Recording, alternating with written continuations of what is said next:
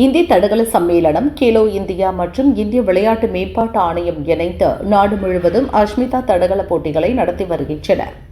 India முழுவதும் சுமார் 300 மாவட்டங்களில் இந்த தடகள போட்டிகள் நடைபெறுகிறது. தமிழகத்தில் 12 மாவட்டங்களில் இப்போட்டிகள் நடத்தப்படுகின்றன. இந்தியா முழுவதும் நடத்தப்படும் போட்டிகளில் சிறப்பாக செயல்படும் 50,000 மாணவியரை தேர்வு செய்து அவர்களுக்கு பயிற்சி அளித்து சிறந்த விளையாட்டு வீரரை உருவாக்குவது இதன் நோக்கம்.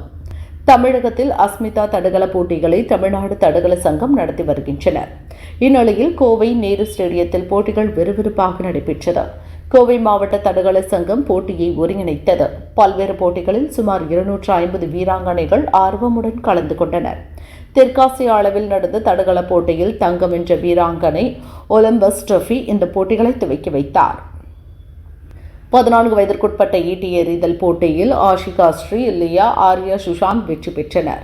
ட்ரைலத்தான் ஏ பிரிவில் ஜோதிகா, ஆதிரா, அனுஸ்ரீ மற்றும் பி பிரிவில் அக்ஷயா ஸ்ரீ, ரியா, அஸ்விகா ஆகியோர் வெற்றி பெற்றனர். 16 வயதிற்குட்பட்ட உயரம் தாண்டுதலில் அக்ஷயா, பரணி, அதன்யா, அசத்தல் வெற்றி பெற்றனர்.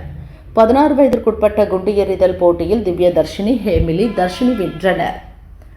600 மீட்டர் ஓட்டத்தில் மகாதி, சுசித்ரா, சிவானி ஆகியோர் வெற்றி பெற்றனர். கோவை மாவட்ட தடகள கிளப் தலைவர் சுமன், மாவட்ட விளையாட்டு அலுவலர் புவனேஸ்வரி ஆகியோர் வெற்றி பெற்றவர்களுக்கு பரிசு வழங்கினர்.